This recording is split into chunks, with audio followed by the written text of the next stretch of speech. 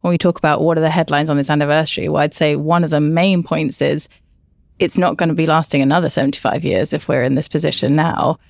Is it even going to be lasting 10? And it just raises the questions that we've been asking for a number of years. You know, how can it be reformed? What needs to change for it to continue to exist?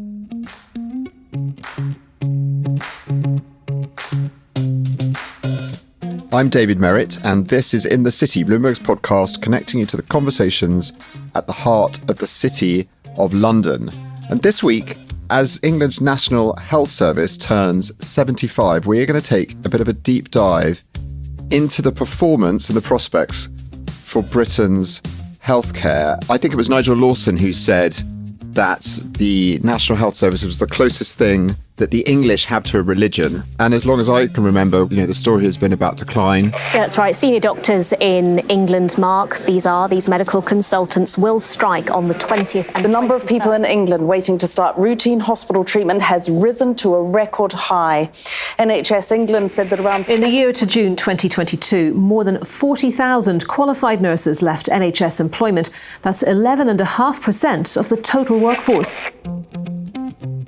It is such a huge political issue here in Britain, and we have this huge piece of data analysis that Bloomberg News has done that we're publishing this week that really looks under the hood, I think in the sort of depth that no one else has managed really to do thus far, to kind of peel away the headlines or the hype or the controversy and really find out what's going on at the NHS. So I'm delighted that with me, our senior editor, Andre Tartar. He is from our data team, who put together this amazing piece of investigative data journalism, and our healthcare reporter from London, Suzi Ring. Welcome both to In the City. Thank you for having us. Thank you so much.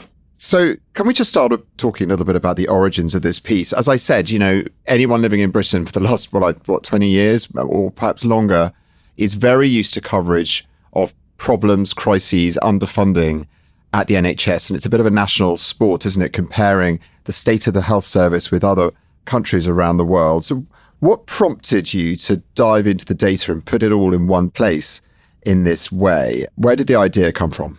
As you mentioned, obviously, this kind of sense of crisis has been, if anything, just kind of escalating and getting more intense, certainly in the wake of COVID. And so we've just been having some conversations in the newsroom about, are there ways that we can really not just look at individual kind of corners of the NHS and why it's not working, but look at it more holistically. What can the data tell us in a much more kind of rigorous way?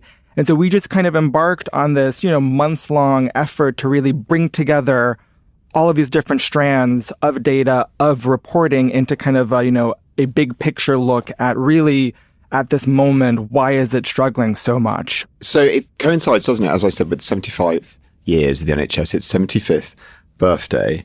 What is the headline that you conclude when you dive into the data?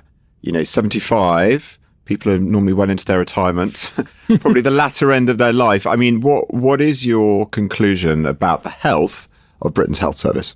As you mentioned, it's a big anniversary. It gives us kind of this moment to really kind of check how things are going. And it's a pretty dire headline in the end. I mean, we actually looked at 8 indicators, and really no parts of the country are meeting even really half of them, and this really just shows that even by its own standards, the NHS is really not serving the people and the patients it's supposed to be, and that really the road to kind of fixing this is going to be a very arduous and long one going forward, with lots of implications, certainly also political, with an election around the corner. Yes, I mean, there's nothing more political, I suppose, or a more impactful political topic than the health service, at least historically in Britain. So, Andre, to be clear, could you describe what are those indicators that you use? I think there are 8 of them, the metrics that the NHS judge themselves by. So these 8 metrics, we kind of came together with the help of an expert at the Health Foundation, and we really looked for kind of metrics with recent data, around April, May, and we ended up looking at the following. So ambulance waiting times, ambulance handover delays, so that's how long it should take to really get a patient out of the ambulance into the hospital, A&E waiting times, hospital bed availability, the share of GP appointments, which are same day or next day. And that's measured against the kind of local need for kind of same day and next day appointments. And then also waiting times for diagnostic tests cancer treatments and non-urgent procedures. So those 8 kind of give, a good cross-section of both emergency, urgent care, as well as kind of more elective procedures and longer-term care.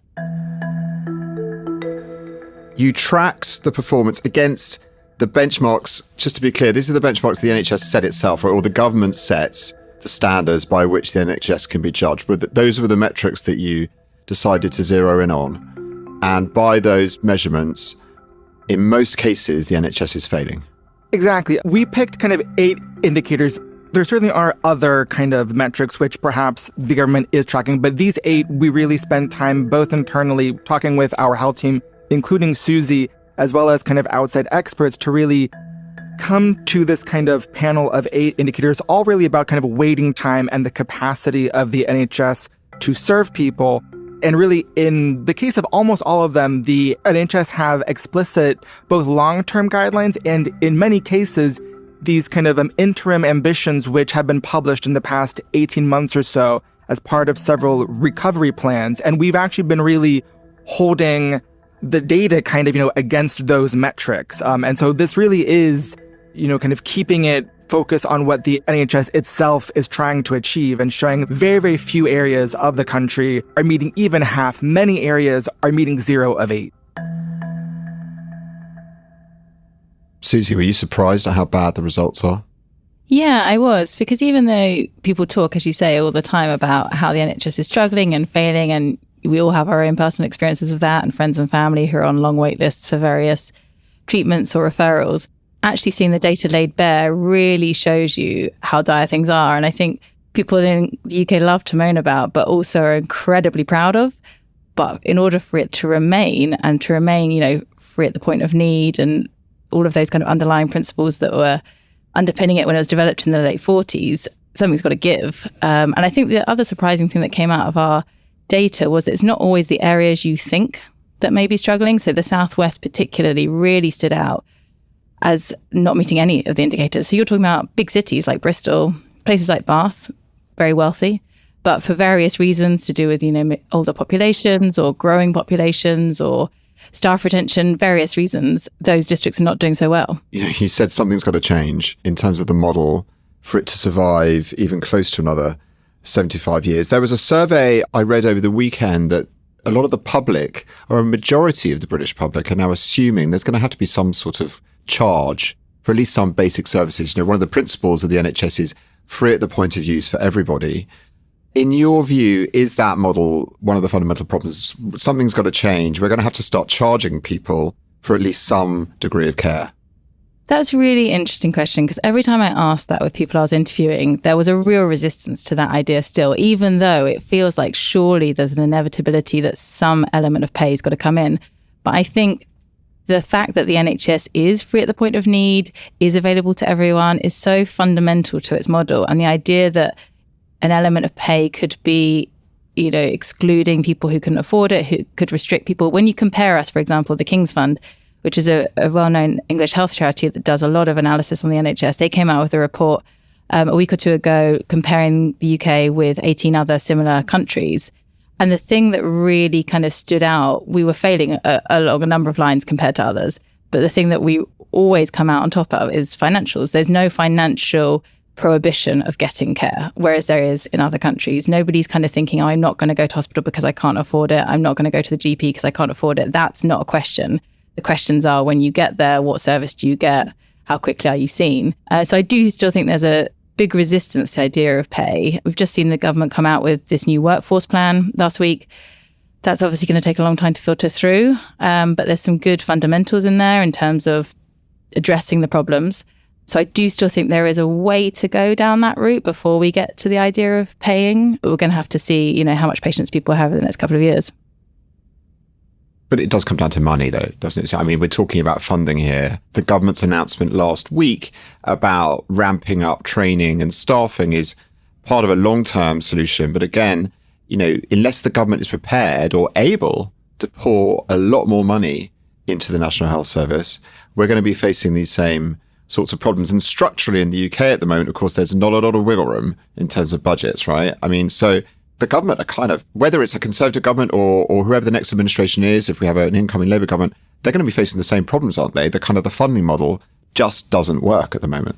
I think it's funding, and I think it's efficiency of that funding as well, as these things always are. And I think the government, as you say, kind of made clear last week that if more funds are going to go into the NHS, then other things are going to have to give.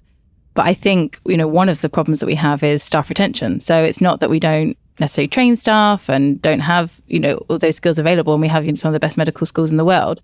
But a lot of those people then leave and go to other countries. There's a huge proportion of nurses that go to Australia and New Zealand for better working conditions, better pay. Why would they remain? But then when we're losing all that money that we invested in them here. So I think one of the big questions that came out of the workforce plan is we are creating a lot more medical school places, but it's going to be about retaining those people in the UK so we see the benefit of that investment. There are other countries now, many other countries in the world with free healthcare systems funded by the taxpayer, and across Europe particularly. How is Britain faring, or the NHS faring, compared to, say, France or Germany? So this King's Fund report that I mentioned came a couple of weeks ago laid bare some very kind of stark differences. One would be equipment. So we have a lot of kind of aging hospitals that need a credible amount of investment at this point to get up to speed.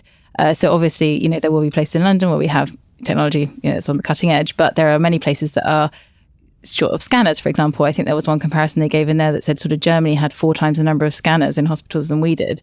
And it's those sorts of things where it's been underinvested in for so long that there's a long kind of catch up to play at this point. So I think this workforce plan is great that they are proposing to introduce, but as you say, we're going to an election year. Elections are partially won or lost on the NHS, so this is a big moment. But also, if we don't have a Conservative government at the outcome of that, and who knows what changes Labour would want to introduce, are we kind of that much further back from making those investments and kind of upskilling ourselves to compare better with those peers than we are currently? We're obviously just, we're emerging from the COVID, despite, the COVID pandemic, despite a few waves of it still hitting. A few people were off, I think, last week in New York, right? Andre seems to be doing the rounds again. But, we're basically through the crisis phase of that, but it's put a huge strain on the NHS. So how much of these findings, how much of this terrible performance against indicators can we ascribe to the pandemic? And is any of it going to heal over time? Or did COVID just kind of expose these fundamental weaknesses, and so they're going to take a lot longer to fix? Yeah, I think exactly that, the latter point. I think COVID exposed a number of problems. I think in terms of elective care, it's obviously had a huge impact in terms of backlog because those sorts of procedures are not prioritised in the same way as obviously emergency care.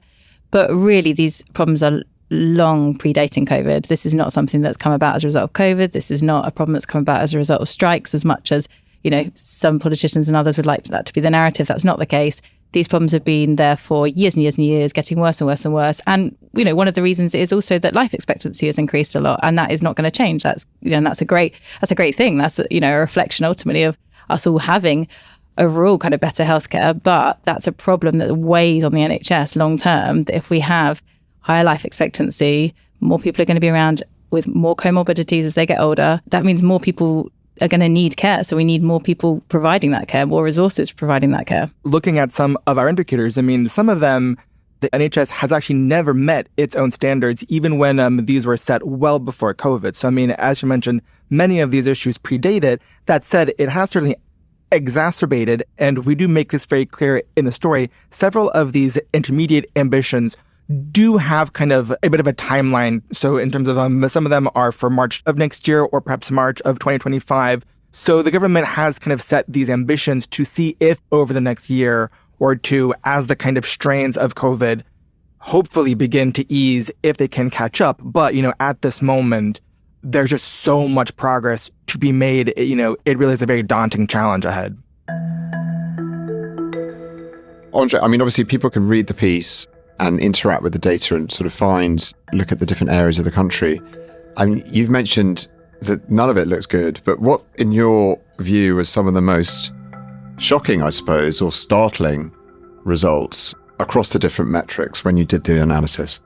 Yeah, so as you mentioned, the story is going to have these very, very rich graphics that will allow you to kind of explore the indicators that we looked at, everything from hospital bed availability to waiting times for ambulances, A&E, and cancer care. On the one hand, I guess it was shocking to see cases such as, say, the target for kind of what's called ambulance handover. So that's the time that really it should take to get a patient out of the ambulance once it arrives at the hospital into the hospital.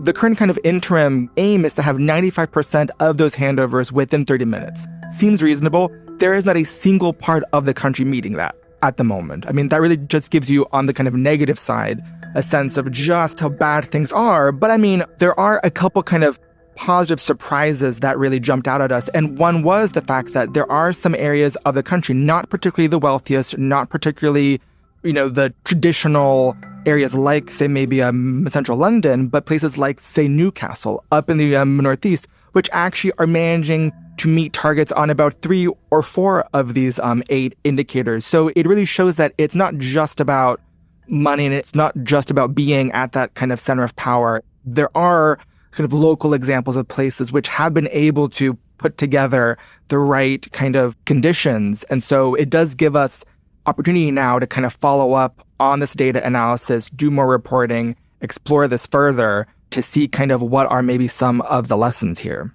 That's right. And Suzi, do you think, again, to try and draw an optimistic kind of, conclusion here, so there are lessons to be learned, aren't there, I guess, from this data? So perhaps some of these targets are met in Newcastle, they're not met in London, but other areas the NHS can look at the practices, what is happening in some of these locations that actually work. It's not a complete systemic failure across the board, right? No, it's not. And there is definitely some just quite simple steps, I think, that can be taken. One of the things that came out of our reporting was that resource sharing. Some places have an excess of resource, and even neighbouring boroughs, London, for example, or other places maybe don't have that resource. And if there can be more communication and less competition between constituencies and trusts, that actually could facilitate a lot of sharing that would alleviate some of these burdens. And I think one of the other things that came out was, I spoke to an ambulance worker in Bristol, and to Andre's point about the handover delays, she was saying the issue is the interconnectedness of the whole process. So they get to hospital and they are delayed because there are no beds in A&E. Well, there are no beds in A&E because there are no beds in the rest of the hospital, so people have had to be put in A&E. And there are no beds in the rest of the hospital because there's not enough social care availability to get those people out of hospital. And social care is obviously another huge important aspect of this that isn't the responsibility of the NHS, but has a massive impact on the NHS.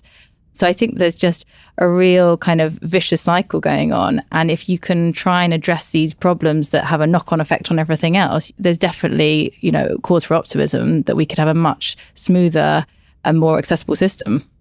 Thank you, Suzi and Andre. And, as I said, an amazing reporting in depth. And you can go in and explore, as I said, the regions, dive into this data, and it's unbelievably revealing and sobering as well. So thank you so much for joining us on the podcast today.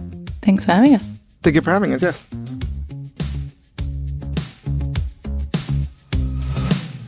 Thanks for listening to this week's In the City. We'll be back next week. But in the meantime, if you like our show, please head on over to Apple Podcasts or wherever you listen to podcasts and rate, review, and subscribe. This episode was hosted by me, David Merritt. It was produced by Summer Sadi with additional editing by Blake Maples. And special thanks to Andre Tartar and Suzi Ring. And be sure to check out their phenomenal reporting and the graphics that go along with it at Bloomberg.com, where you'll find a link to the story in the show notes.